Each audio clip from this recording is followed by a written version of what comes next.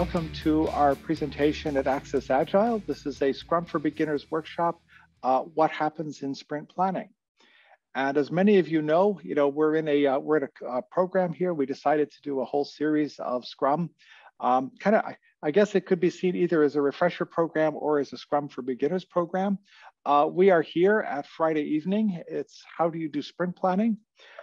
Tomorrow, we're going to be taking a look at facts and myths around Scrum, and we're going to be having an interactive workshop, the Scrum Clinic, with four of the Scrum ambassadors, including Janani and myself, Amr and Rumesh, will all be leading coaching sessions to help you figure out your sticky problems. And then we'll close that out with a presentation from Siram on how do you know that your Scrum isn't working. So hope you can join us for the rest of the program. What are we going to get out of the workshop? That's pretty much our table of contents. We're planning to introduce ourselves. What I'd like to do is talk to you about, well, what is the sprint about? So what are the concepts that we have as the sprint contract? What are we really agreeing to when we get to the sprint? Talk about what does it mean to fail gracefully? If you have a common understanding of what it means to fail gracefully, a lot of things become much easier in Scrum. Then we'll look at kind of the Scrum flow in the context of sprint planning. What are the steps in sprint planning? At this point, we'll have our first debriefing. We'll kind of go into breakout rooms and you can discuss, how you do sprint planning and how what you do is different than what you've heard, and then see if we've got any interesting aha moments. And then we're going to look at the 3 questions of sprint planning: why, what, and how. Janani, she does sprint planning. Most of her customers are big corporates in a service context. I tend to work more with startups. So that could give us very, very different approaches to, how you actually do sprint planning. So we will, we'll kind of share our experiences and see how that maps up to the theory of Scrum. Okay, so we did that before. So let's start with the introduction. We're a group currently of 11 trainers around the world. Our objective is to, on the one hand, for ourselves to apply the Agile values and principles to our own work, uncovering better ways of teaching Scrum and agility and by doing it and by helping each other to do it. On the other hand, we got a vision of a world where access to knowledge about agility is widely available, independent of country, industry, or language. And so we're working to make that a reality. I'd like to pass the talking stick to Janani. Would you like to introduce yourself? Hi, Peter. Hi, everyone. A rainy night, a well-brewed coffee, and a circle of like-minded people. Wow. What could I ask for more to spend the rest of my day in this beautiful night? So welcome all of you. So good to see you all. I am Janani Liyanage from Sri Lanka. By passion and by profession, I'm an Agile coach. I got into the beautiful space of coaching at a time I didn't know nothing about coaching. I remember 15 years ago, I was a senior developer. And also I was the vice president education of a Toastmasters club. I hope you probably know Toastmasters clubs help people to excel in leadership and communication. I remember those days that I created a circle called From Fear to Fire. From Fear to Fire, to help a group of public speakers to openly have a conversation around their fears around public speaking, as well as their aspirations around to set the stage on fire. And I knew there was no a linear route to go from A to B, that is from fear to fire. But we had nice conversations, creative conversations with collective wisdom. And there they were able to find their true self and find their true self to set the stage on fire. I didn't know that was coaching, but it was really close, very close to my heart. And I thought I should follow my heart. And I joined to be one of the first Scrum Masters in Sri Lanka and one of the first Agile coaches in Sri Lanka. And the life was quite vibrant as an enterprise Agile coach, helping people around the world with different domains like healthcare, banking, and telecom. And when you put your soul and heart to something, the right people, the universe will help you to bring right people to the right place at the right time. 2016, I met Peter as my mentor in my journey to be a certified Scrum trainer. And with Peter, I was gifted with personal agility and Scrum ambassadors. So here I am, the founder of Agility Tune-Up Transformation Services. I support leaders and teams to find the awareness, agility, and alignment in their agile transformations. As well as I'm a trainer and coach in Scrum ambassadors, as well as personal agility. So good to see you all and looking forward to have a good conversation on sprint planning. Over to you, Peter. So thank you so much, Janani. And every time I hear your voyage, I'm just a little bit more amazed at the facets that each one of us goes through, but especially yours. So these days, I'm probably best known as the creator of the personal agility system. I've been involved in Scrum and the Agile community explicitly since 2006. I call my first Scrum project something I did back in 1993, where I was applying what I later discovered were most of the patterns of Scrum to a project that I was doing. I call myself an executive because I'm actually working in a company in a leadership role. I'm a coach. I'm also an executive coach. I facilitate the Agile executives. I founded a couple of, I think, interesting organizations. One is the Scrum Ambassadors, which you're seeing here. The Personal Agility Institute, we've discovered that if we apply the values and principles of agility to our lives, amazing things can happen. And our goal is to really enable 1 million people, literally, to transform their lives measurably and obviously for the better. We have about 30 ambassadors around the world now, so it's really quite exciting. I'm the co-founder of the World Agility Forum. We get together and celebrate individuals and companies who are applying agility to solving their problems. We just had the award ceremony. We had 2 very interesting and intense days, everything from the US military to the Royal Danish Ballet Company, sharing their stories and challenges of becoming agile along the way. So it's really quite exciting. And I'm currently serving as the Chief Agility Officer at Vivior. This is a startup here in Zurich. The idea is better life through better health and better vision. And we're a startup, which is kind of gives us a very, very interesting situation because like every startup or early stage startup I've ever met, we're about 3 months away from running out of money, which gives us a focus that on what really matters that you don't often see in larger organizations or more stable organizations. So I'd like to say maybe 2 words about the Scrum Ambassadors. We start out with the notion that Scrum is a simple team-based framework for solving complex problems. 2 very classic cases are developing a new product, and IT products were really the first areas that got confronted with the complexity of the modern era, and taking your company to the next level.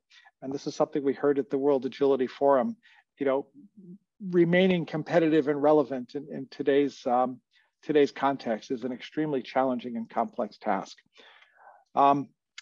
If we look at our approach to Scrum, we talk about 6 elements: cadence, inspect and adapt at regular intervals; ownership, a small team solves the whole problem; tangible results, frequently a tangible result is something you can use, something you can sell, or something you can test in real life. And we'd like to see these tangible results sooner. We have a product owner whose job it is to solve the alignment problem. We have a relationship to leadership, both inside and outside the team, which basically suggests that leadership needs to provide guidance and support, the direction. The management is done, the bringing order into chaos, that's done by the team themselves. And so what we need from leadership is this guidance and support, but also to stay out of the way when their help is not helpful. The essential thing about an agile transformation, which many companies are trying to do, it's not just something you bolt onto the undercarriage of the car. It's a complete redesign of the company. It's a restructuring of the company to optimize for speed and value generation, which is why ultimately it affects the C-suite sooner or later. Okay, we call this the essence of Scrum. Obviously, we talk about this in a bit more detail. And if you check out our blog site, you'll see more of an explanation behind this. What does it mean to do Scrum with the Scrum Ambassadors? Well, We teach to a background called the map of Scrum, which lays out the various components of Scrum. We start with the Scrum guide. Okay, all reputable Scrum trainers start with the Scrum guide as their reference document, and we add just a little bit. What we add is a section on behaviors, so dialogue, okay, which basically means asking each other questions and listening to the answers. Responsibility, fast feedback, visualization, and most importantly, agreements. And we're going to talk a lot about agreements today. The agreements are a very powerful form of commitment, and they're also peer-to-peer. Commitment can be a salute and say yes, sir, or yes, ma'am kind of thing, but agreement is entered by both sides in mutual interest. One of the most important agreements is the decision to do Scrum itself. And we're going to be talking today about the forecast and the sprint contract, two working agreements among the members of the Scrum team about how we move forward. Okay, I'm not going to say too much about our development program, except to say that there's some interesting synergies with personal agility, the importance of creating alignment. It's a basic skill both for Scrum Masters and for product owners as they advance through their certification path. Okay, so do we have any questions about the Scrum Ambassadors before I move on? Okay, so let's talk about this notion of the sprint contract. What I'd like to do is switch the screen share here. We're going to go a new share.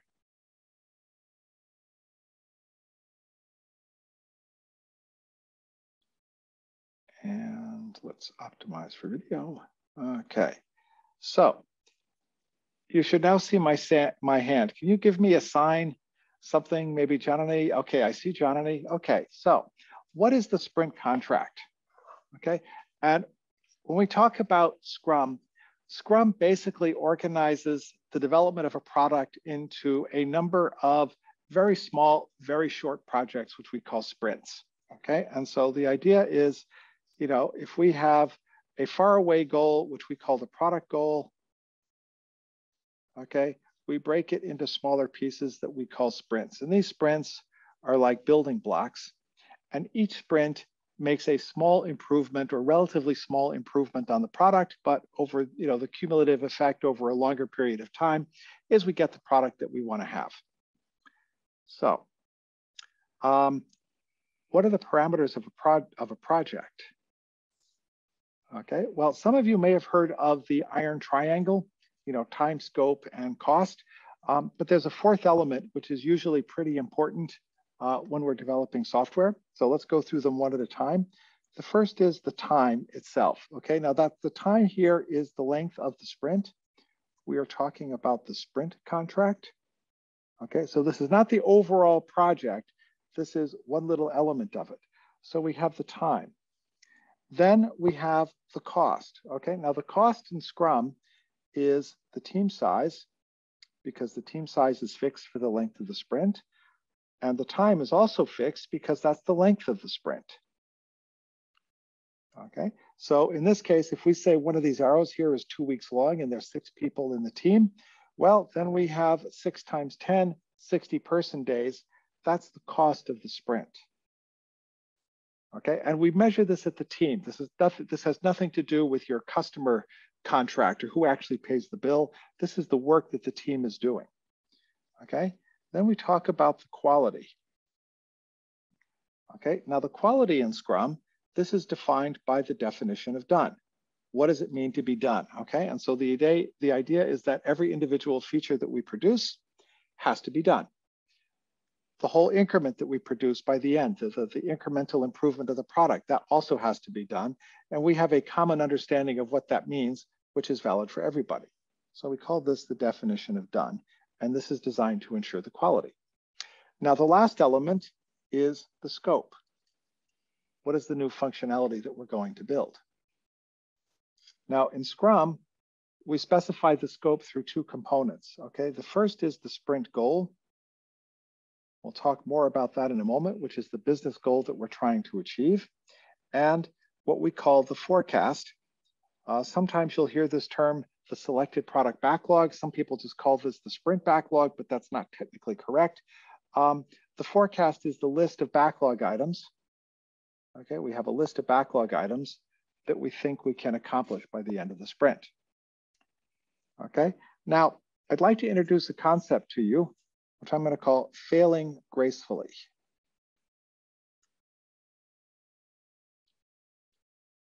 Okay, what does it mean to fail gracefully in a sprint? Now, if we look at the consequences of failing on one of these parameters, what does it mean? Well, if you fail on time, you get to the end of the sprint and you don't have anything to deliver, so you deliver late. Okay, that's failing.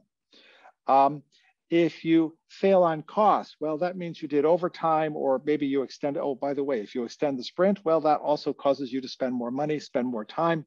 So, but also overtime or pulling in extra people at the last minute, which, by the way, is well known to be counterproductive. This is an example of failing on team size. Now, failing on quality means, well, basically you pretend that it's done, but you know that it has bugs in it. Okay, you know that it doesn't work. Okay, what does it mean to fail on scope? Well, one way to fail on scope would be to not achieve the sprint goal. The other way to fail on scope would be to deliver less than what you promised. Okay, now when you say, what does it mean to fail gracefully? If we have to fail on one of these things, what is the best place to fail on? Okay, and it turns out, we could go through the details of this, but if you don't deliver, that's bad for your reputation. If you deliver stuff that doesn't work, that is bad for your reputation. Well, in the short term, it makes you look good because you say, hey, we delivered. But in the longer term, it makes you look bad because the stuff doesn't work, and there's nothing more embarrassing than demonstrating to a customer and say, oh, demo effect, okay? And it's about 100 times more expensive to fix a bug than it is not to have it in the first place. So this is usually a deal with the devil. Pulling in additional people into the team usually makes it later. So actually slows down the team because they now have to introduce the new team members into the project. So that's not usually a good idea. And so it turns out that if you can't do everything, the best thing to do is deliver less. The best alternative is usually, and I say usually because every rule has an exception, to deliver less. Okay, now why is this a good thing? Well, first of all, you've delivered. Okay, and that gives you a good reputation with your stakeholders and with your users because, hey, every 2 weeks or every week or whatever your rhythm is, we deliver something. Okay, it works.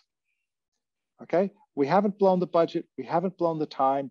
Maybe we've delivered a little bit less or a little bit more. Okay, but the idea is we deliver. Okay, so if I were to give you a simple rule, if we say, here's the backlog, here's the product backlog that we've taken into the sprint, which we call the forecast, implement from the top, and fail from the bottom.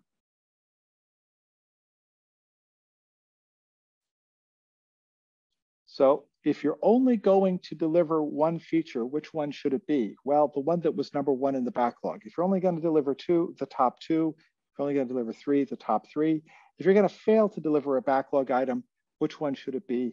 The one at the bottom of the list, the one that's most nice to have. Okay, and so it turns out by delivering reliably, by delivering stuff that works, and delivering the most important stuff first, and staying in your budget, that usually gives you a good reputation with your stakeholders. So that's usually a good thing to do. Okay, that is the sprint contract. So do we have, Janani, can you watch the chat and see if there are any questions? The chat is a great place to explain kind of what's happening with the, if there are questions or anything like that. Do we have anything that we need to talk about?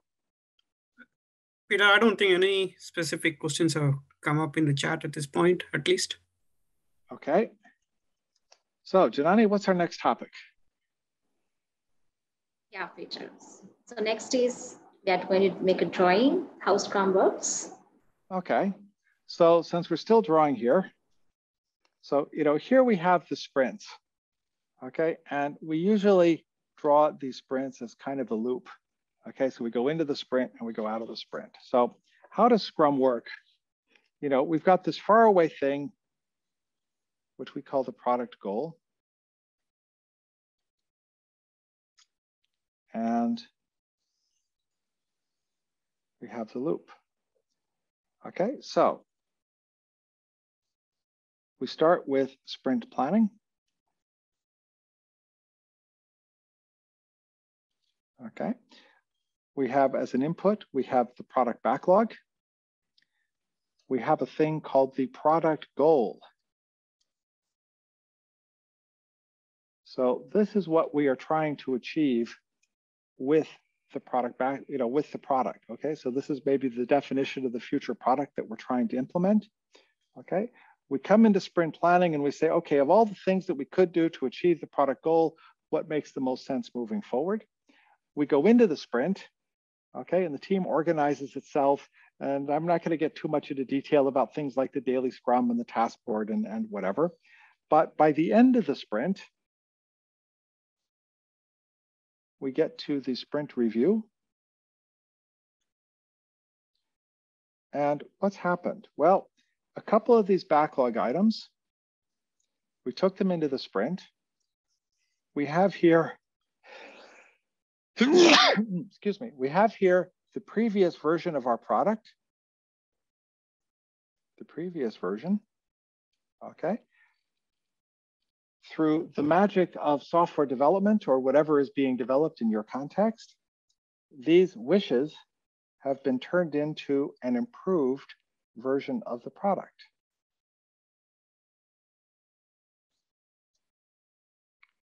Okay, so we have a new version of that product that is slightly better than the one that we had before, and it can do,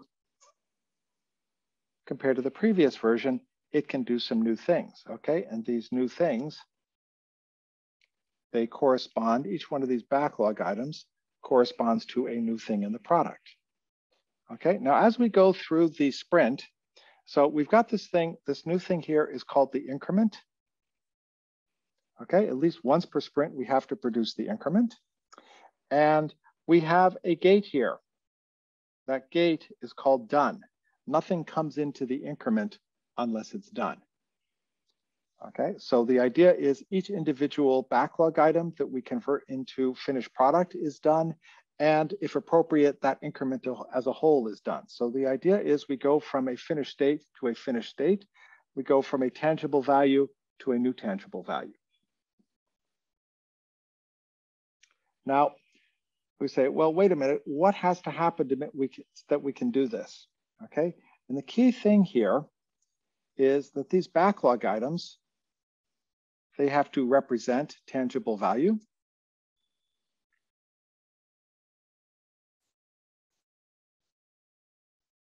They have to be small enough that we can do them in the sprint. They have to be clear enough what we're trying to achieve. Okay, and a couple of other details that we won't get into. This process here of getting the backlog items ready for implementation, this is called backlog refinement, and it's kind of an ongoing process during the sprint. The whole team gets involved in figuring out what are the next best features to do in the sprint. Okay, now what do we do in the sprint review? The sprint review is for our stakeholders. This is where we show them the current version of our product, and we get feedback from them. We reflect on what we've learned. We reflect on how the world has changed. And so this is our opportunity to inform what's going to happen in the next sprint. Okay, what do we want to do as a next step? Okay, so this is, if you think of convergence and divergence, convergence is what are we going to do? Divergence is what could we do? The sprint review is for divergence, what could we do? Sprint planning is for convergence, what are we going to do? And backlog refinement has elements of both. There's some convergence on how we want to do it, but there's also room and time to diverge on how we could do it. Thank you, Andrea. I just saw your chat. Any questions about kind of the basics of how the Scrum flow works?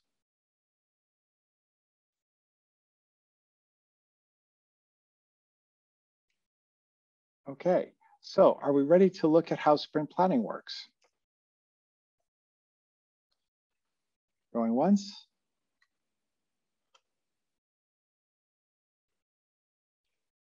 Okay, so let me switch over the screen share here. Okay, so sprint planning, as you can see here on the picture, it starts right after the end of the previous sprint. So, we go seamlessly from one sprint into the next, and you'll see that we've got two activities here. We have the sprint review. This is where we look at the increment with the stakeholders, look at what works, look at the implications of our decisions, look at the changes in the marketplace, look at what we've learned, and think about what could we do next. Okay, there is a similar event for the team called the retrospective, which I didn't mention before. And the retrospective is basically asking the question, how could we work together more effectively? How can we be more efficient as a team so that we can produce results sooner? So the sprint review probably changes the product backlog. Okay, some things are done, some things become clear, some things that seemed important become unimportant, other things might move up. There's a lot of potential for things to change from one sprint to the next, which is why commitments in Scrum only last for a sprint. Okay, and every sprint, whatever was in progress is basically put in the backlog, and all bets are off.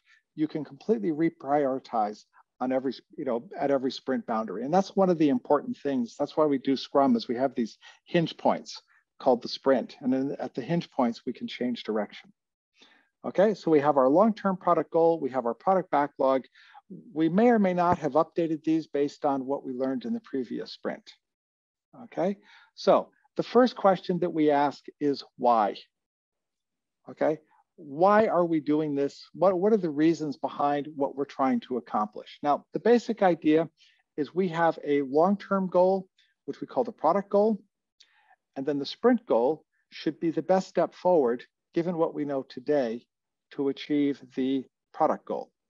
Okay, so the first question is why, and the answer to this question, and it's interesting because I think of why as a divergent question, but actually here it's a convergent question. What are we trying to achieve from a business perspective with this sprint? The next question is what?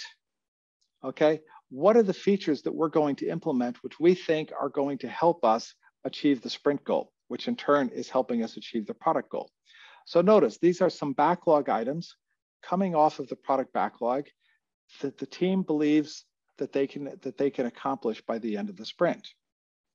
Now, you'll also notice we have the retrospective. Okay, the retrospective is about being able to work more effectively, being better, being a high performance team, being able to deliver value sooner the next sprint than we did this sprint.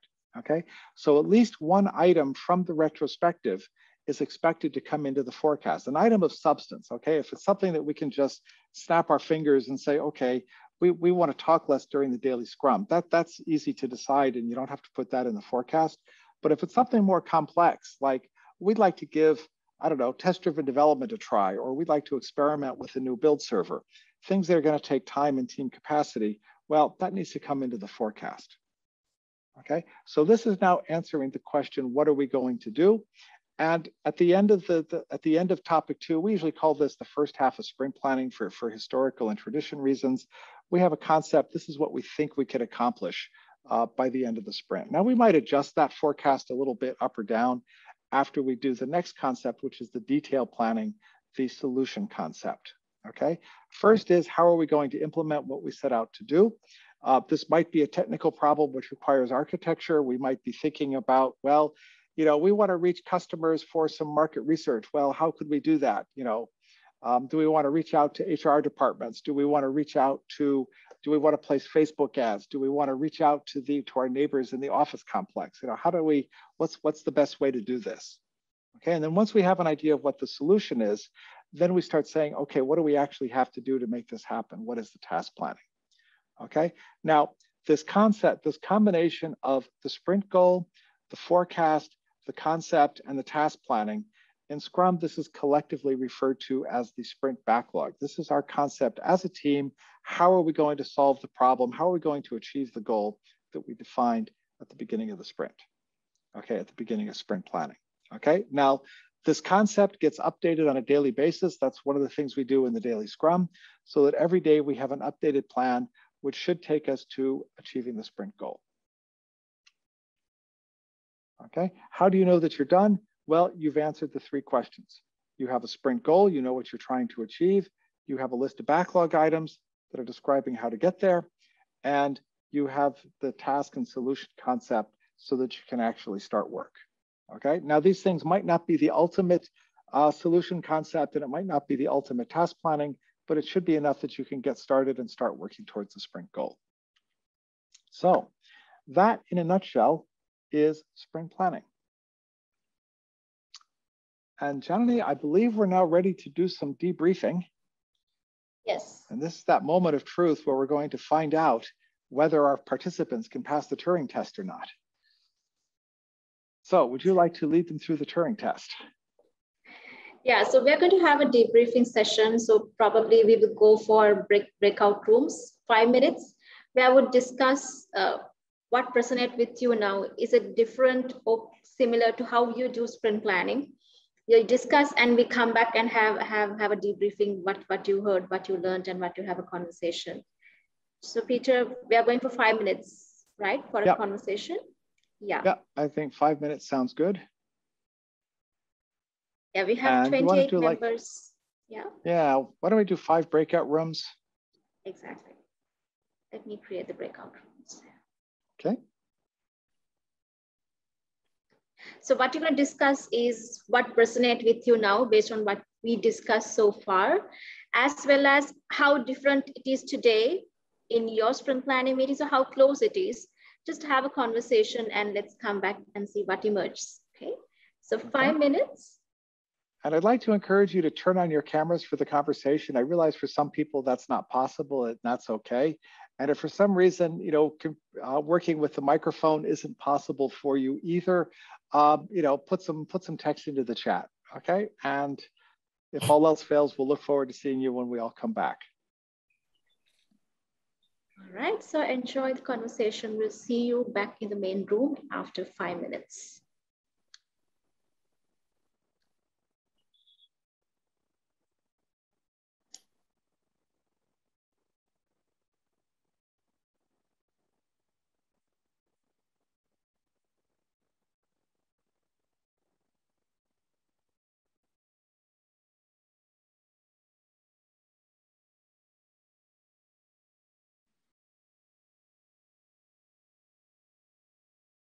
Okay, welcome back, everyone.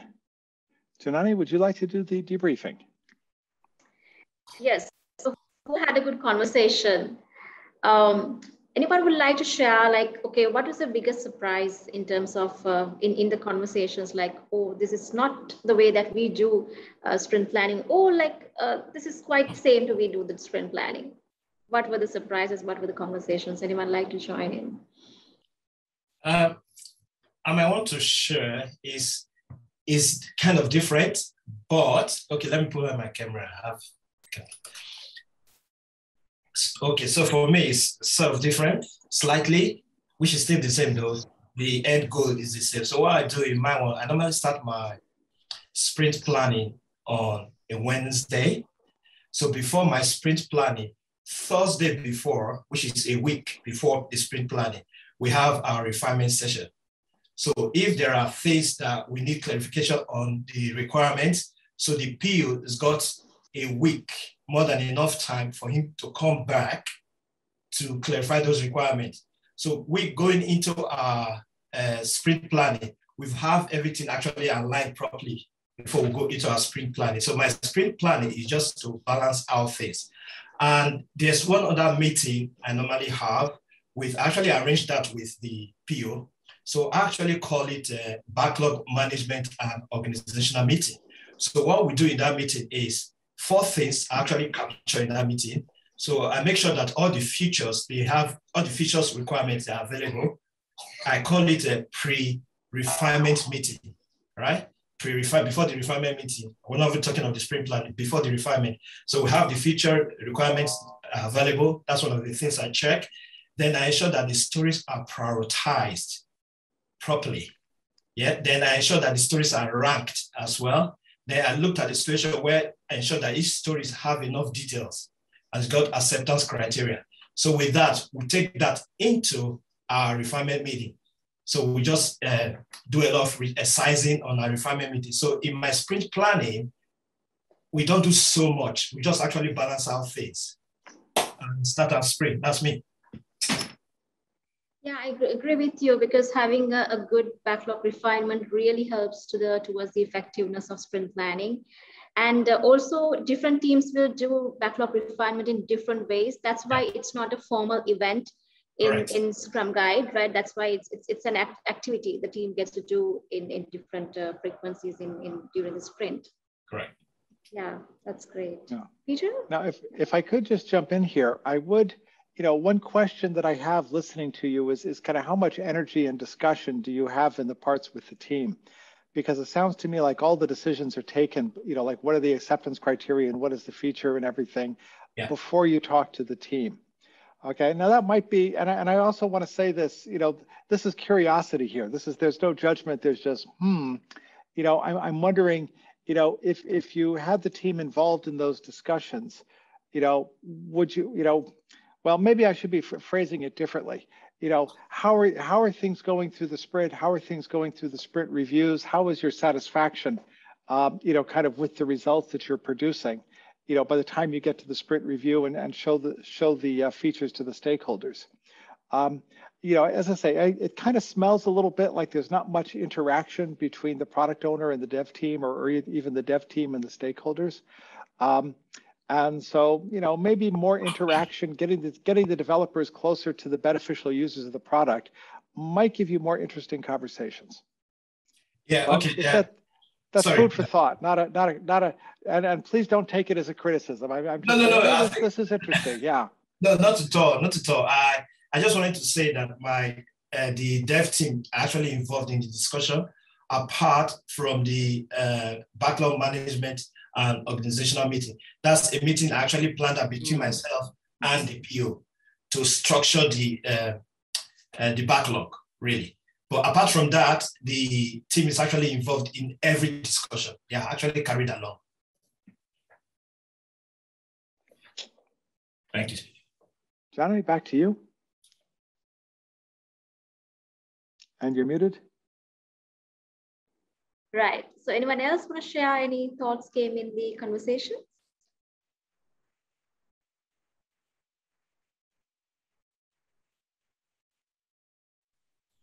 I think I support everyone. I'm Brian Jack, sorry, with the comment, but the backlog activity, when everyone is involved, it seemed to quell all the anxiety in the group and some issues that we experienced prior in the project. It seemed to dissipate. So once everyone got involved and everyone came on the same page using the Scrum theory, that we can all be on the same page and all the communication goes up to everyone at the same time, all of the anxiety in getting a project that I consulted with, it seemed to dissipate and everyone just got their work done quickly. So I think Scrum is really a positive theory that we can all embrace and get much more done in our everyday life also. Exactly. And it's a great tool. It's like a coaching tool. It's not just a framework to do great product development, but also to create great teams as well. It's like a coaching framework. Right. Peter, we have about 1 more minute to have a conversation. If you have any questions, and we might go back to a 5 minutes breakout room and come back. That's the plan. Any questions? Anything to clarify from the conversation so far? I have a quick question, Janani. How do you handle spikes in your sprint planning? Yeah, so spikes are still we consider as the backlog items. These are like areas for exploration, right? If I take your understanding of the spike, that's why you consider the spikes, right? Yes. The backlog items, yeah. So we still consider spikes as another backlog item. Yeah, of course, you may not deliver something, working at the end of the spike, but it is like certain decisions that you may want to arrive certain decisions using a spike. Can we do this particular test automation framework, and how long it might take to explore this particular, API, or you like that. So we still consider it as a backlog item. We may not have is able to give an estimate, a proper estimate, but we will consider some capacity, because we do capacity-based sprint planning when we do that. So we keep 1 or 2 spikes if there are, so team can take the spikes into the sprint, but we still consider them as one of the backlog item, and a developer will assign it to do it during the sprint planning. And we will have, definitely many projects will have the spikes as a backlog item. Most important thing is we consider is another as a user story. Still within the sprint, we try to come up with some resolution into the spike as well. Peter, you want to say something about it?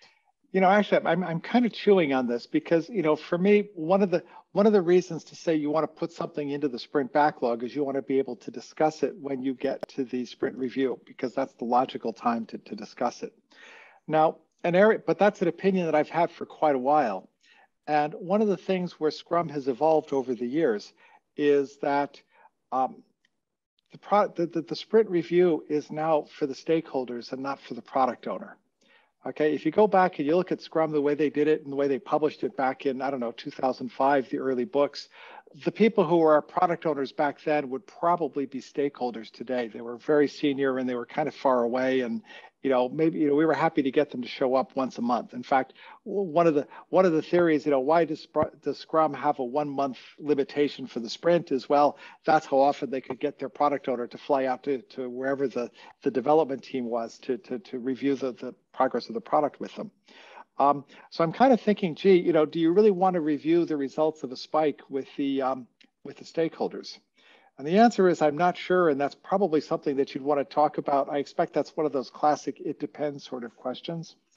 The other thing, I'm doing Scrum right now with the leadership team. Okay, so we've got, mostly it's the sales team, but it's also the CTO. And in the department technology, there are a lot of things that kind of run under the radar of the leadership team, and the sales activities. We don't want to discuss every single customer that the salespeople are involved in, because we just spend the whole time doing a sales review call. And so, what are the things that we put on the backlog, or put into the sprint? And what we decided is, we wanted to put things into the sprint that required the support and the energy and the intelligence of the entire leadership team, where they could help each other. And the stuff that's really just in your ballpark, well, you got your own backlog and your own task management someplace else, which may or may not be Scrum.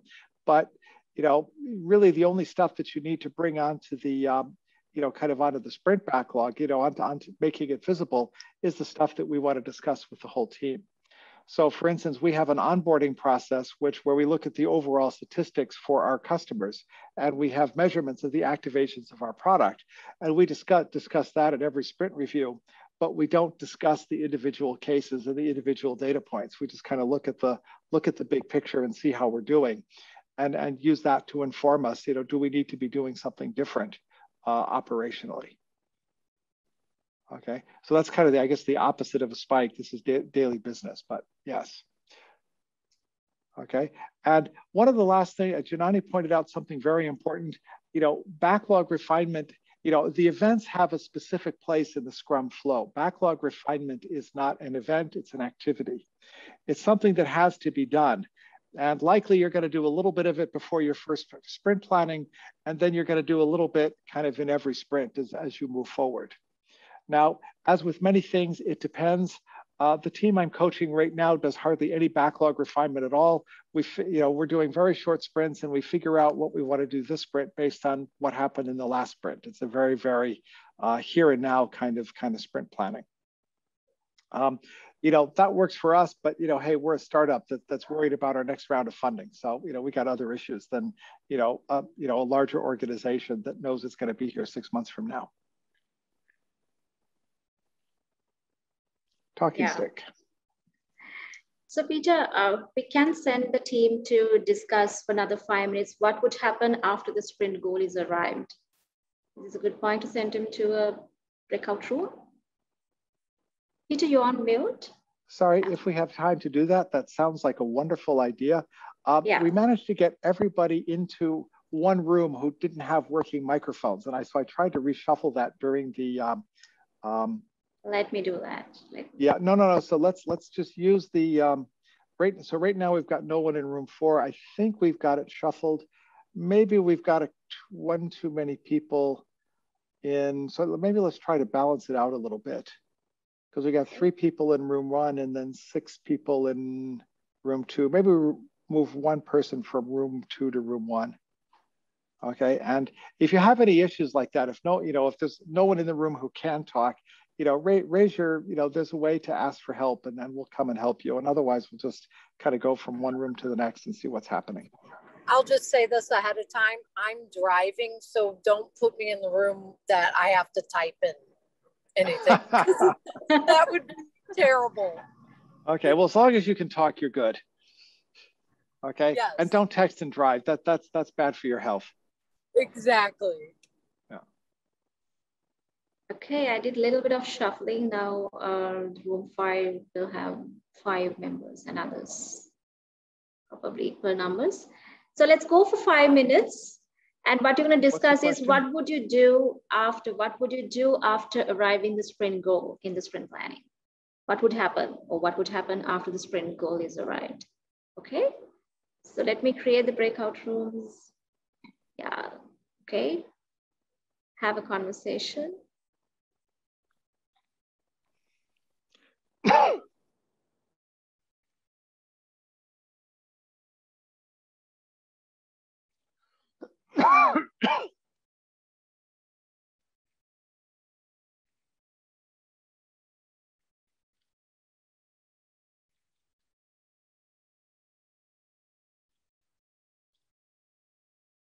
So Beate, it looks like you didn't get assigned to a room, so I will put you in room 3. Hopefully that will work. Thank you. I thought I will be in the room with you. Well, I could follow you, but let's see what happens. Okay, it should be trying to put you into room 3. Okay, sure. Thank you very much. And sorry for the confusion. No worries. And Ninad, I will put you in room 5.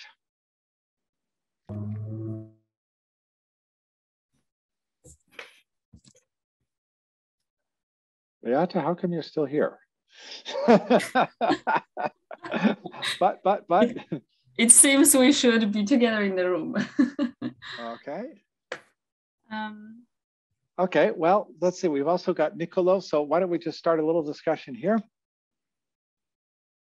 Okay, so you're in sprint planning. You and your team, you've agreed upon the sprint goal. What happens next?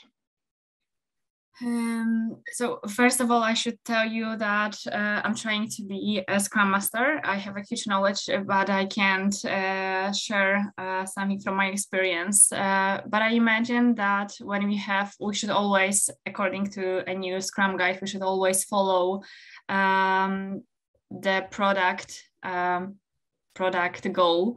That is something we should always keep in our minds. And when we select items for the sprint backlog, and the question is what's next, right? Yeah. Okay. So we've now figured out the sprint goal. We've considered. Let me see if I can give me a second, and I will come up with some examples. Okay. So we're creating an Agile portal for people to buy, sell, and discuss about all things agility. Last sprint, we got the website going. The members can sign up and create their profile. Now we could say, well, we could focus on building the web shop, or we could enable discussion among our community members, or we could, enable customers to search and book classes. Okay, and each one of these is a possible sprint goal. And we decide, okay, we want people to search and book classes. That's what we think is the highest value next step forward. Okay, so now we've agreed on the goal. What comes next? A little of refinement. The developers should work on breaking tasks into smaller pieces. Backlog items, not tasks, backlog items. Yeah, okay, that's a possibility. What else could you do? We should estimate I don't know, I'm just guessing. Okay. Nicola, what would you do at this point? So, we've got a sprint goal. We got some backlog items that support the sprint goal. What are we going to do? Or that could support, maybe some of them do, maybe some of them don't. What would you do next? Your team is saying, okay, Mr. Scrum Master, we're looking to you. What can we do next? I think it's important to be able to estimate the capacity and the velocity of the team so that we know how we're going to get to that goal. And that's always been challenging for me personally, though. Mm-hmm. Okay. Okay. So if I could give you some suggestions, certainly one question to ask is who is going to be here, how much during the sprint? Do we have any absences? Is anyone, especially as someone not going to be there for the sprint review, because things like that need to be coordinated. Okay. And so, kind of talking about our capacity. The estimation, sprint planning is a bit late to be doing estimating, okay? And there's a lot of school of thought which says, let's spend as little time estimating as possible. Let's spend more time, maybe talking about acceptance criteria and how can we make the story smaller. But I would be asking the question, okay, we got the sprint goal. What's going to help us get to the sprint goal? And why is it important to do these things now? So what are the things that we could do? Let's try to narrow down on what it is that we want to be doing next, and then asking ourselves the question, how is this going to help us get there? That would be my approach. Now, I work at a startup with a lot of uncertainty. So these, why questions, I don't have a product owner coming from the business who's, got, 15 miles of backlog and trying to push it all into the current sprint. So, maybe you've got a different perspective. And what about velocity? Would you use it? For me, velocity is kind of, this is a hint to the product owner of what we think we can do, okay? But it's not a reliable predictor of what we're actually going to get done in the sprint, okay? Now, the one exception is when we're getting down to the forecast and the team has said, oh yeah, we can get 80 points worth of work done. And as Scrum Master, you look at it and you say, last sprint, we got 40 points done. And the sprint before that, we got 38. And the sprint before that, we got 42. Why are you promising me 80 points? I don't believe it, okay? Especially since you promised me 80 points last sprint. This makes no sense. So you might want to use it to, we want reasonable expectations. We're not striving for perfection, but, we don't want, or at least when I'm product owner, I don't want my team to promise me the moon and then deliver me nothing, okay? That gets me really upset. So it's really bad for the trust. So anyway, Janani, I ended up kind of keeping the refugees. There were a couple of people who for some reason couldn't go into the breakout room. So we had a nice little conversation. What were you observing, or what was? Yeah, there was a good conversation in one of the breakout rooms as well. This is Andrea, right? Andrea, would you like to? Oh yeah, would you like to ask the question? Yeah. My question was, I'm trying to figure out exactly where does the sprint goal happen? Like, does it happen before the team pulls the items from the sprint backlog, or where does it happen in the process? Peter?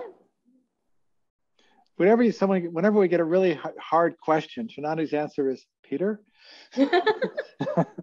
and I'm going to give you the answer that every coach to every question has ever given you. It depends.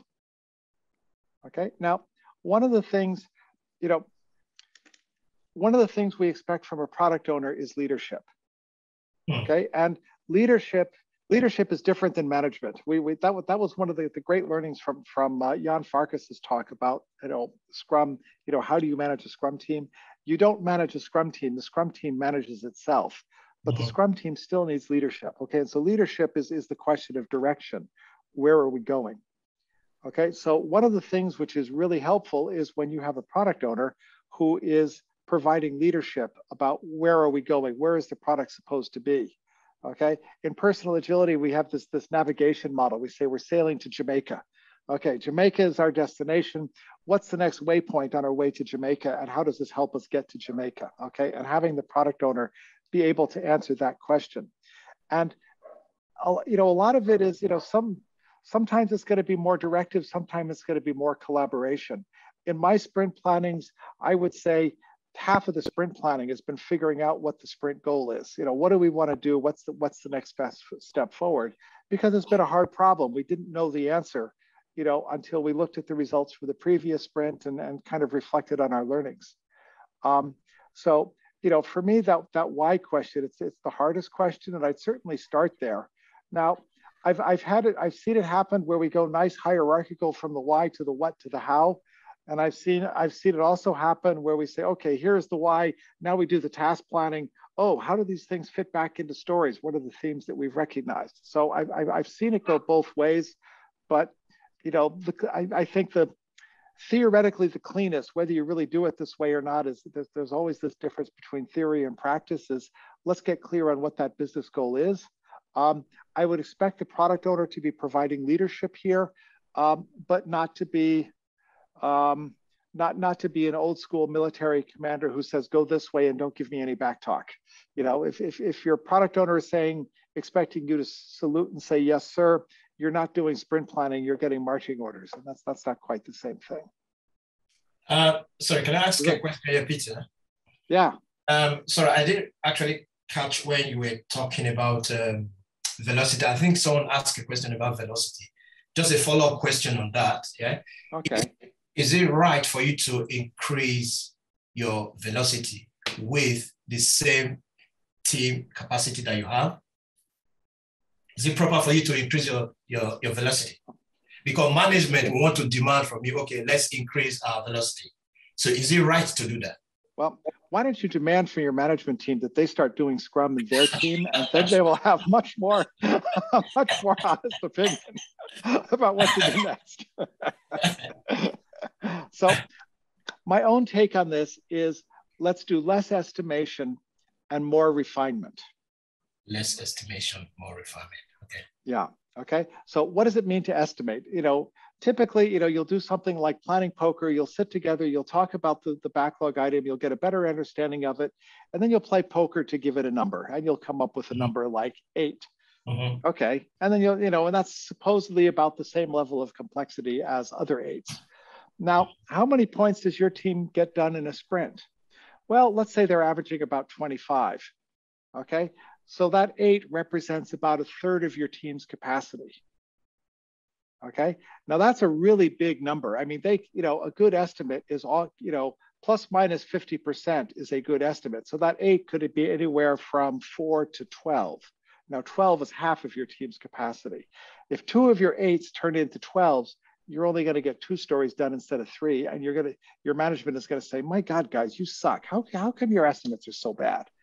Okay, your estimates aren't bad. They just, they're just estimates and they're not commitments. Now, if you take that 8, say, wow, this is really big. So how are we going to show the customer, the stakeholders that this works? You chop it down. Well, first we're going to do this, and then we're going to do that, and then we're going to do that, and then we're going to do that. You discover there are like 5 or 6 things in your how to demo. Okay. And they say, okay, well, how about we break our story down into these 5 individual pieces and then implement them one after the other? Okay. And each one of them is a 1 or a 2. Okay. Whether they add up to 8 or not, let's just ignore that for the moment. But, so this process of breaking it down into smaller pieces makes it much clearer to your developers what they need to do. Okay. And it makes it much easier to accept the individual pieces. Okay, so you say, well, we've got these, we had this 8 and we took it in and we broke it into 5 pieces that are, between 1 and 2 each. Well, let's start working on them. And maybe we get them all done, and maybe we only get 2 of them done, or maybe we get 4 of them done. Okay, but then we can celebrate the 4 pieces that we got done, and the next sprint we get the 5th piece done. Okay, so this is backlog refinement, this process of taking something big and breaking it into smaller pieces. Now notice, these smaller pieces are not tasks. They still have acceptance criteria. There's still something you can demonstrate. Okay, so imagine, you say, well, I'm going to demonstrate buying a book. Okay, now we can select the book, and now we can select the shipping, and now we can put the gift on it, and now we can do this. And oh yes, well, we didn't put on the part where you actually have to pay for it with a credit card, but we'll do that in the next sprint. And then from the next sprint on, you can buy a book. Okay, and that gives you much more predictability as you move forward. So more refinement, less estimation. That would be my recommendation to you. And perhaps the last thing, that estimate is not a commitment. You know, there's a whole movement out there called no estimates, which as far as I know is still fighting with the more estimates crowd on Twitter. Absolutely. And you know, basically what they're saying is the main purpose of an estimate is to beat up the team for how much they suck. And this is really counterproductive. Mm-hmm. You know, this talk is about the sprint planning. In the sprint review, the thing to remember is we want to inspect and adapt on the product, not on the team. Mm-hmm. Okay. So, yep. You know, okay. And so it's never about evaluating the team with the stakeholders. We look at the product and say, what works and what do we want to do next? Right. Thank you. Yeah. Mm-hmm. Yeah, I just love that statement because we say the work in progress, work in software is the primary measure of progress. And it really speaks, right? So when we more and more refine, we tend to deliver small product increments and we try to measure it based on that, what we deliver, right? So it's not that we should not estimate, but focus more on refining, and then the estimates becomes quite easier actually, more than we're spending more time on trying to prove us true this estimate is correct. Instead of we try to refine more, and it will naturally become easier. That makes sense. Thank you. Yeah, so we have about 15 minutes, Peter. Yeah. Would you like to walk people through the, you know, kind of the steps, kind of what that's going to look like on the task board as they walk their way through the steps? Yeah, so are we going to discuss, Peter, that how it happens in your startup and versus how it's happened in the sprint planning in a large corporate? Okay. Yeah. So why don't you start like how it's going to be okay. In sprint planning in a startup? Okay. So you know, this is actually a mock-up that we use. We created it in Jamboard, and we use it to kind of teach the sprint planning in our classes. And you know, before you go into sprint planning, you're probably going to have something that looks like this. Okay, you've got a product goal. Okay, this is the long-term vision that probably isn't going to change very often about what the product is supposed to be. And in fact, if you look at the current Scrum guide, they say you work until you've achieved the goal or abandoned the goal. Okay, you don't kind of squeeze things in. Now, there's a certain single-mindedness in Scrum. Now, I've called this column the ready queue or the ready column. This is really just a fancy word for the top of the backlog.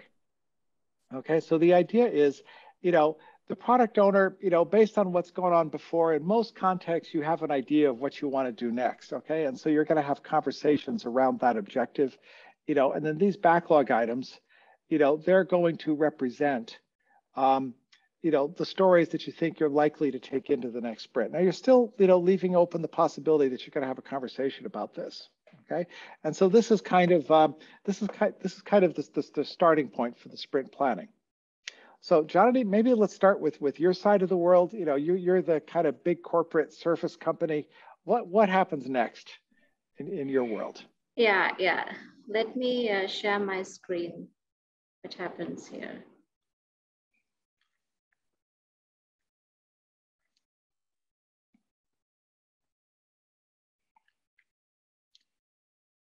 Right. So hope you can see my screen. This was a sprint planning in a large ERP implementation team. This was about 5 years ago.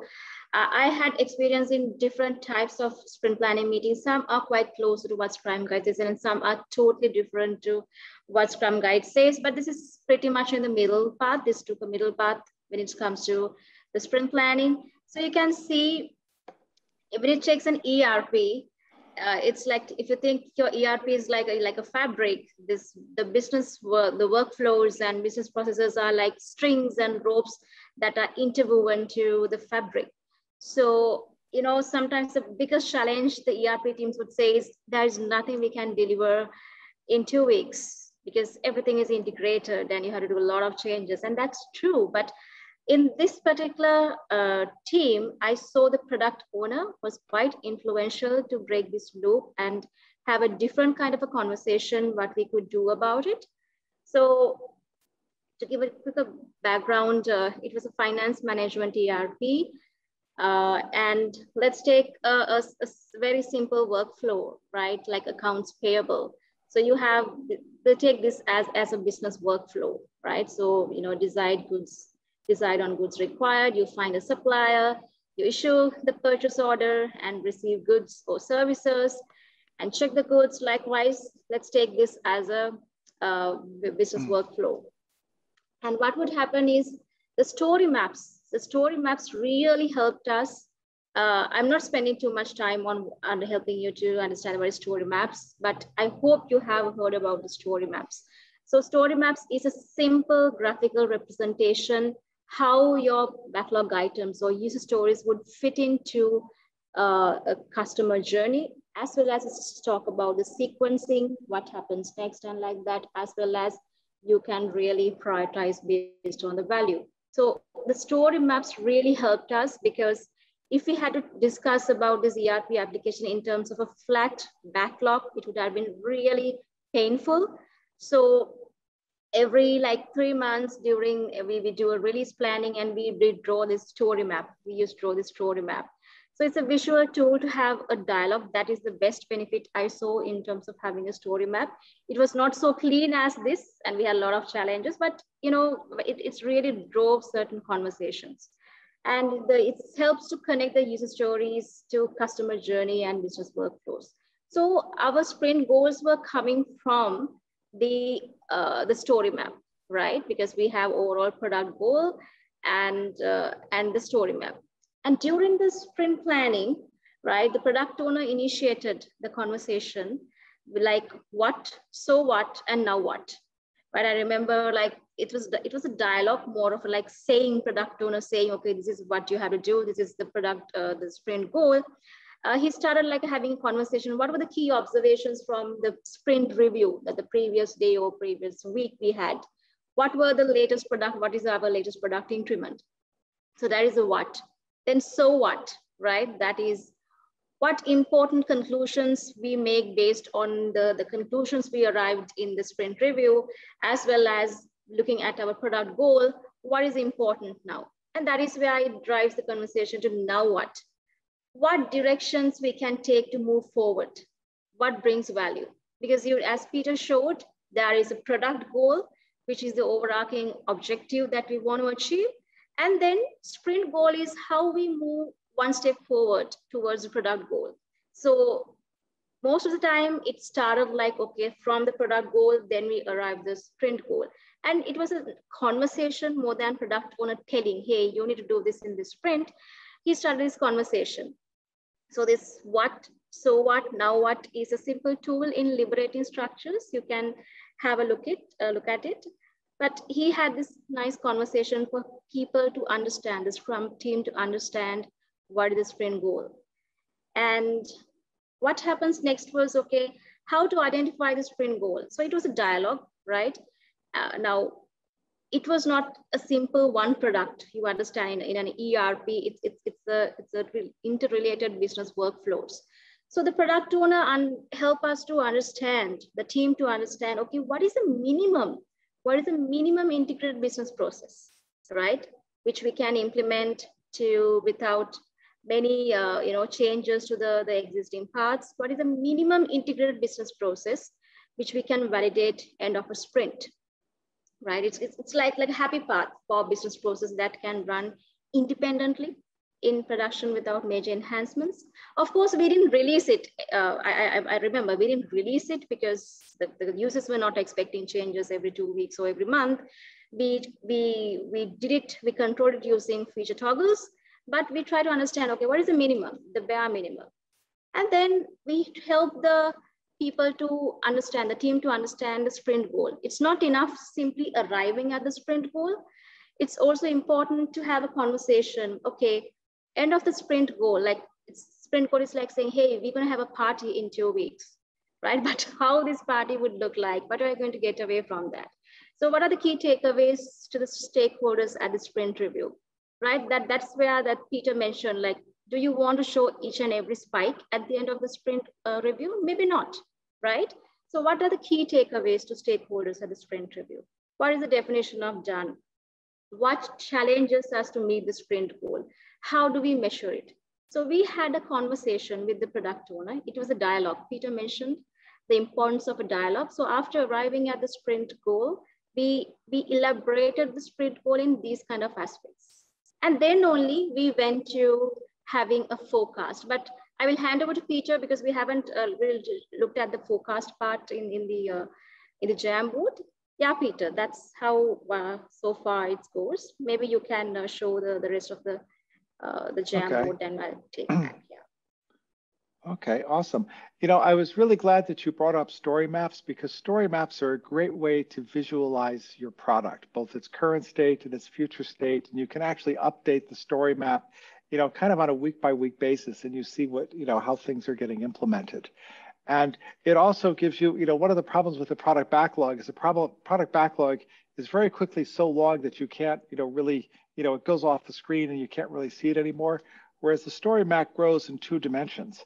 And so you now have got 2 ways to prioritize. You kind of got left to right, you know, which is maybe the epic. So we're going to start with this epic and then go to that epic and then go to that epic. And then top to bottom is kind of within the epic. And so you've got this rough prioritization, both left to right and top to bottom.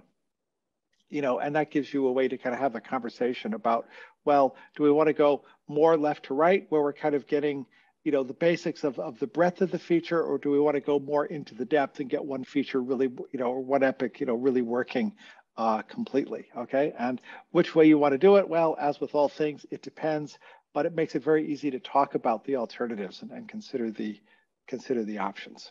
Okay, so if we look at the task board, you know, coming into the sprint planning. Okay, this is what we had when we came into the sprint planning. What happens when we get to the forecast? Okay, so notice probably the first thing that we're going to do is we're going to, you know, agree on the sprint goal. So notice if the product owner is providing leadership, he or she will probably bring an objective or maybe a couple of objectives, or they'll talk about the objectives, you know, as you come in. We'll have some conversations with the team and agree on what's the best step forward. Once the whole team has ratified that, we now call that the sprint goal. Okay, now where do these stories come from? Well, you'll notice one of them, you know, the top priority item coming out of the retrospective. You know, the team is expected and required in Scrum to improve itself every sprint. So the retrospective is where they identify what they could do, and, you know, at least one of them, maybe 2 of them should come into the next sprint. Now, my own personal rule of thumb is, you know, invest 10% of your capacity to, you know, improve your capacity. Okay, and so that gives you, you know, if we say, remember we talked about splitting stories smaller and smaller. Well, how small is small enough? And the no estimate school says basically we've got 3 sizes. We got 1, we got TFB, and we got NFC. 1 means it fits easily into the sprint. TFB means it's too big. I'll let you guys figure out what the F is about. And NFC means no clue. And I'll give you another hint that F is forever the same. So anyway, so the idea is to get the stories down into size 1. Optimally, you know, for me, if the team is taking 10 stories into the sprint, that means that each story represents about 10% of the team's capacity. And one of those stories is going to be about improving our own ability to deliver value. Okay, so how do we get from this state to this state? Okay, now let's just assume for the sake of argument that everything here is, you know, everything here is small enough. So, you know, we talk about the item, you know, the first item in the retrospective, that just comes through. Notice the product owner isn't really allowed to veto that, okay? The team is expected to improve itself. So we just bring that one in. Then, okay, so we've got our self-improvement. Now we've got our first backlog item. Team, can we get the first backlog item done in the sprint? Now notice how we don't ask them about the estimate and we don't talk about story points, because Scrum is pretty clear who gets to decide what comes into the sprint. The short answer is the people doing the work. So it's not the product owner, it's not the Scrum Master, it's not the external stakeholders, and it's not the math. The team gets to make the decision. So we say, team, can we get this backlog item into the sprint? Yes, we can. Okay, team, can we get the first one and the second one into the sprint? Team says, yes, we can. Team, can we get the third one, the second one, and the first, the second, and the third? Okay, and so they're pulling these things in, and this process continues. And as the backlog fills up, well, you might start to notice them getting a bit worried. Let's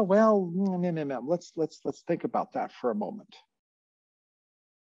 Okay, and this is the point where some product owners start saying, push, take more, I want more. but it may seem counterintuitive, but that's like putting more cars on the road before the tunnel where the highway goes from 3 lanes down to 2. Having too much into the sprint tends to slow the team down rather than speed the team up.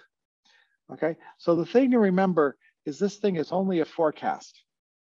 Now, is it okay to do more than forecast in the sprint? Sure it is. Okay, and probably it's going to happen that your team is going to do less than forecast in the sprint. These are complex problems. We don't know how hard they are. We don't know how long they're going to take. But what I recommend that you do is, first of all, remember this implement from the top, fail from the bottom? Well, team, if you only get one story done, it should be story A. So I want you to focus as much as possible getting story A done before you start to work on story B.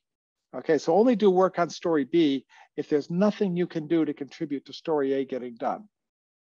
Okay, now at some point, we've gotten all the stories done. What happens if there's still time left in the sprint? Well, this is what the ready queue is for. Okay, is it okay to pull stories from the ready queue? Now that's another working agreement to make with your product owner, and the product owner might say something like, okay, well, you can take down to story X, but don't go on to next story without talking to me, because that kind of depends on how the world develops, okay? And so you get this agreement, you know, if we run out of work, we can pull the next story. It's not in the forecast, but it's still authorized, okay? Now, does it make any difference how much your team forecasts?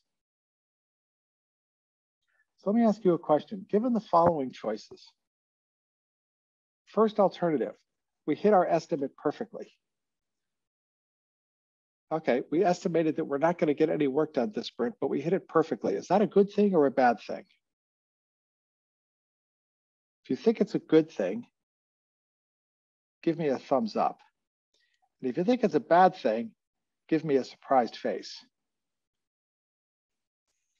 Okay, Andrea is saying, hey, we didn't get any work done. Yeah, most people, I'm seeing a certain consensus. Hitting our estimate perfectly, if it means getting no work done, is generally considered a bad thing. Okay, now let's say we estimated that we're going to get 7 things done and we get 9 things done. Do you think that's a good thing or a bad thing? Okay, now some people will say, wait a minute, we only promised the product owner 7 things this sprint. And if we deliver 9 things this sprint, she's going to expect that from us the next sprint. So when we get to 7, let's slow down. Now, is that a good thing or a bad thing? Okay, you might want to have a conversation with your leadership about how they feel about that. Because if people are beating up your team for not hitting your estimates, your teams are going to get defensive. Okay, so remember I said less estimation, more backlog refinement. Let's talk about estimates as little as possible. Okay, we can use them, you know, kind of the way you use your velocity to predict how long it's going to take to get to a faraway destination. You know, you can use that to make predictions, but let's not obsess about it, and let's not use it to judge the team or beat up the team. Okay, and rather let's have a working agreement which lets us, well, if things go better than we planned or hoped or expected, well, then we can take more. And you know, if things don't go quite as well as we'd hoped, well, it's not the end of the world. Remember, everyone's doing the best they can. I have a quick question for you, Peter. Go for it. How would you handle the situation where the team is using the Fibonacci sequence to carry out estimation, but you have some team members who, when they look at a story, because of their skill levels, they're estimating high. And then you have some team members, because they figure, you know, they know more about executing the work, they estimate low, and you can't really get a consensus. So you kind of end up with a high number as an estimation, but then when you execute the work, it doesn't take as long as the team forecasted. But then, I don't know, I guess you just keep the conversation going with the team and try to get everybody to have consensus, or that's what you would suggest? I don't know. Okay, so one of the things is, what are we estimating? And this is where we see both the strength and the challenge of story points, okay? Because the basic idea behind story points is we're trying to come up with something like a kilometer, okay? And you know, so if I say, okay, Andrea, you're from the Bahamas. Where do you live, and what's the furthest city away from you on the Bahamas? The furthest city or the furthest island? Because we're a country of 700 islands and keys. Okay, so you're 700 islands and keys. And which island are you on? I'm on Providence. I'm in the middle, central Bahamas. You're in Providence. Okay, so give me an island at the other end. It's far away from Providence. Well, if you go north, you're in Bimini. Sorry, Rimini? Bimini, B-I-M-I-N-I, Bimini. Bimini. Okay, so how far is it to Bimini?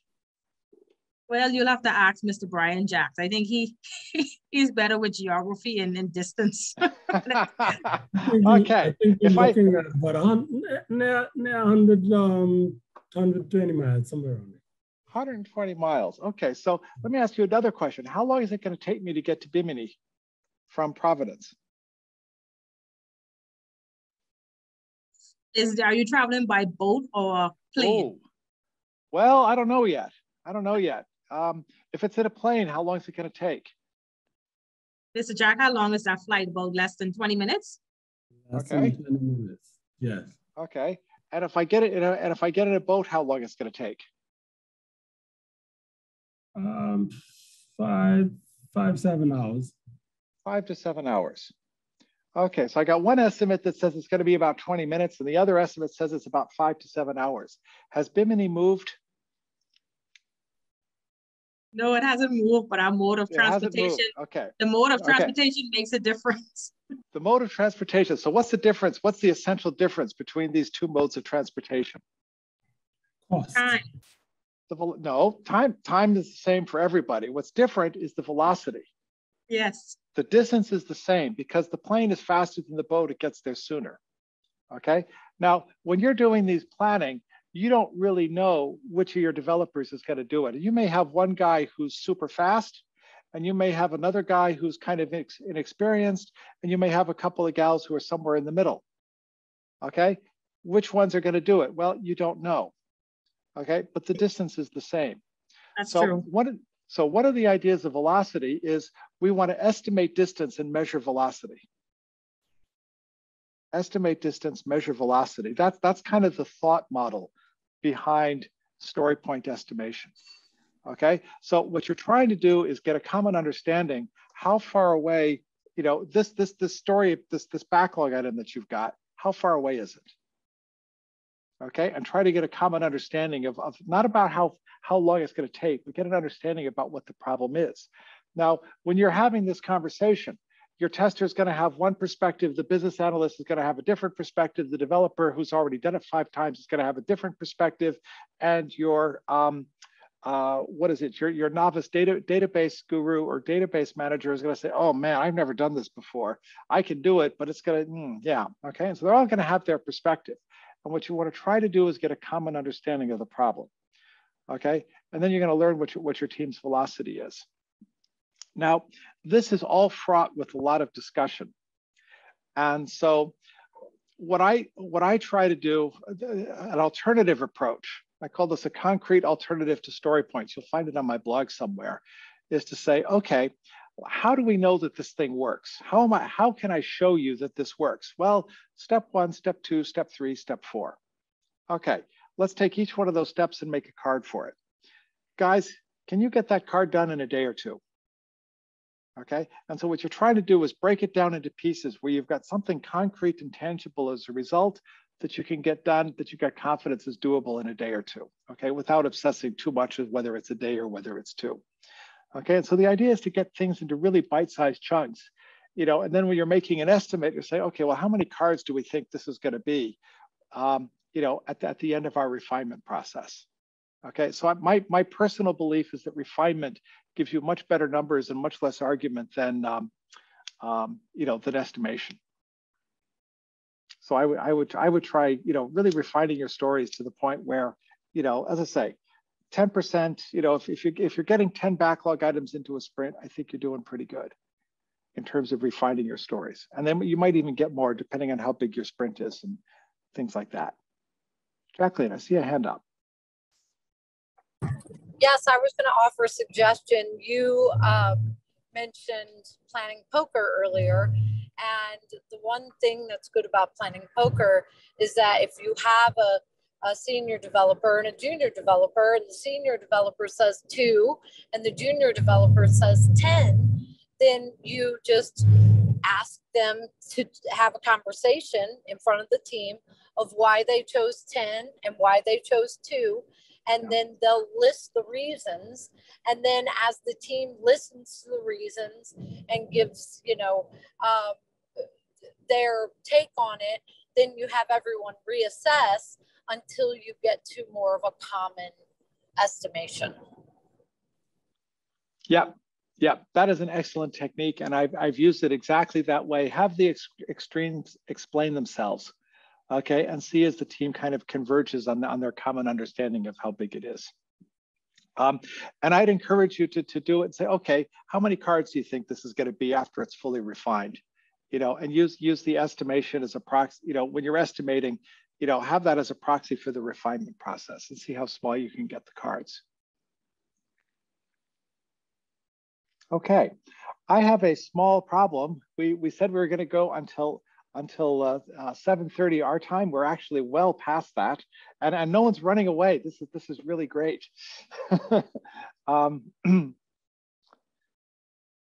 the other hand, Janani, what do we want to do? Do we want to keep going, or do we want to? How is your time box doing?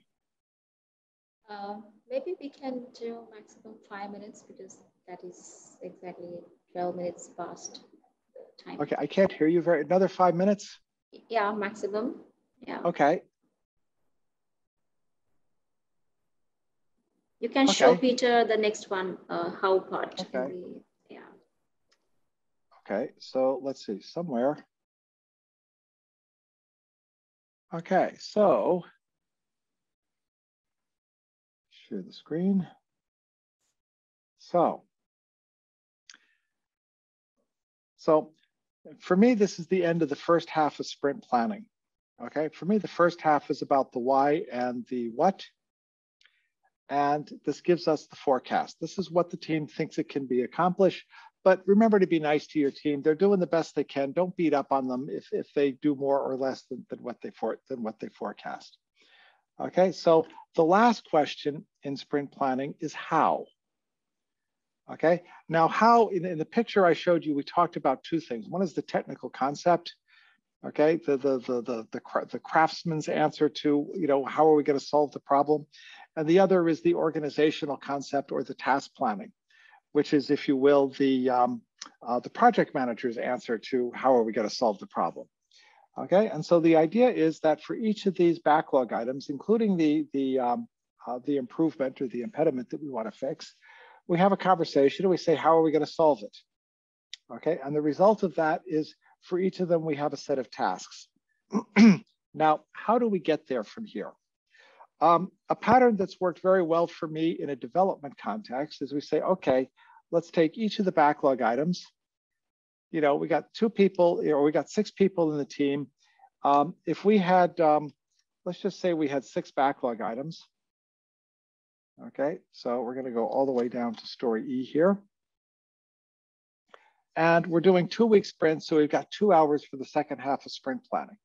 Okay, so we break that 2 hours into time boxes of about half an hour each. So in the first half hour, we divide the team into pairs. Every pair takes 2 stories, and they discuss the technical concept. How are we going to solve the problem? Okay, and so they'll probably do 15 minutes on the first one, 15 minutes on the second one. Notice how we take this big problem, and by time boxing, we get into smaller and smaller chunks. And so they discuss the implementation of each of these for 15 minutes. Then they discuss the other one for 15 minutes. And then we come back together for half an hour. And the team goes through and says, okay, this is our concept. This is how we want to do it. And again, you've got about 5 minutes per story to get through all 6 of the stories, and in half an hour. During that time, the team, each pair presents their solution, and the rest of the team can ask questions. Time box it, go on to the next one, okay?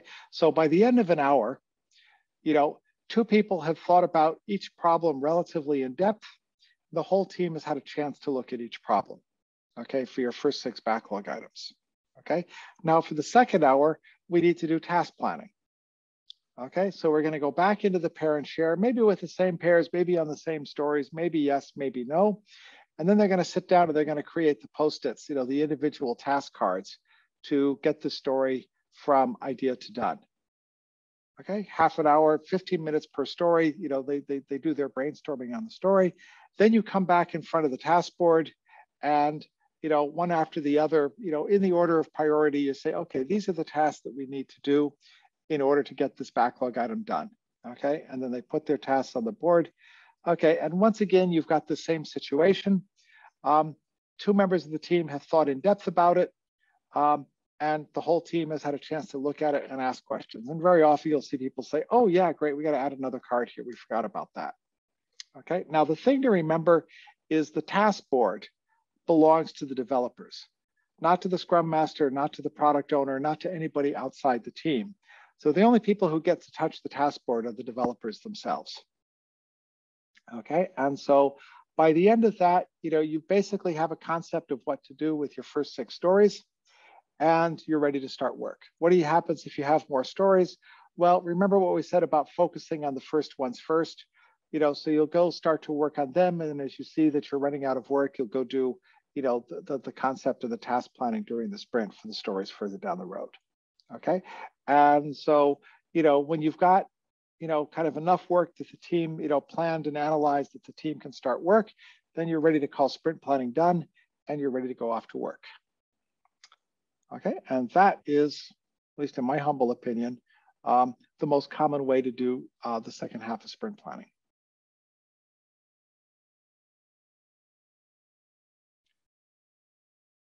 So, Janani, when you look at your organization, do you do things differently? Yeah, so as I mentioned, most important thing is the dialogue. So again, to answer the Andrea's question on what if one team is less experienced and they are doing the planning pocket, the Fibonacci series in totally different way, whereas the more experienced team is giving a totally different estimate.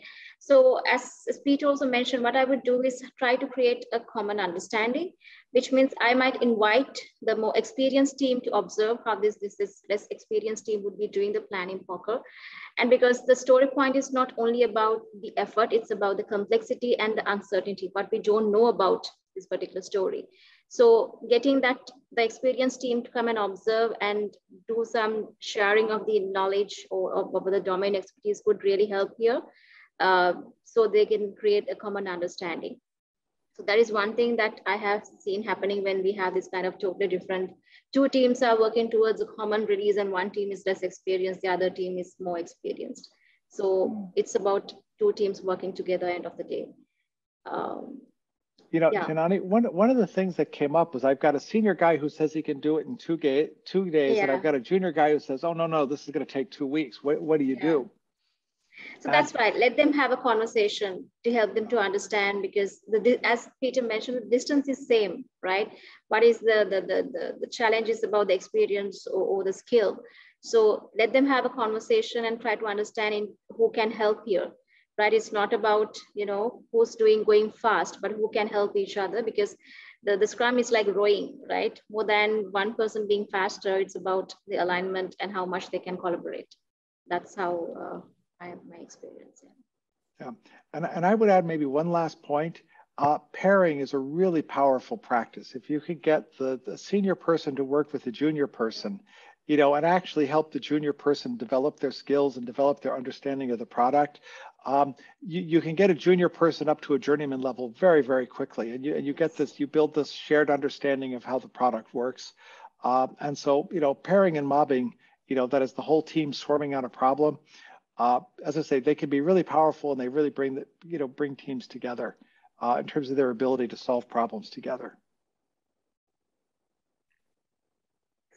Okay, so I think we're getting to the end here. We've gone way over, and that's really, at this time of day that you guys are still here, I feel honored. What I'd like to do is go, offer the talking stick to anyone who'd like to say a closing word and a thank you. And then we'll kind of close things out. So, Janani, would you like to start with the closing word? Or would you like to have the last word? Maybe the, no. Yeah, so as I mentioned, it was a nice way to end my day. It says 11:15 p.m., but I had a nice conversation with you all, because I remember at the beginning there was a chat on the chat room, like, what is your biggest pain? And they said how to get people to commit, right? So more than commitment, most important thing is an agreement, but how can people come on agreement is having clarity. So I think what we have tried to discuss during the sprint planning is how product owner, how Scrum Master, and how team bring more clarity to the team, and then your sprint planning would be going to be more effective. So just want to say thank you to Peter and all of you that I believe that we brought clarity into this conversation about the sprint planning. So I celebrate the day with good clarity towards sprint planning and a good conversation. Yeah.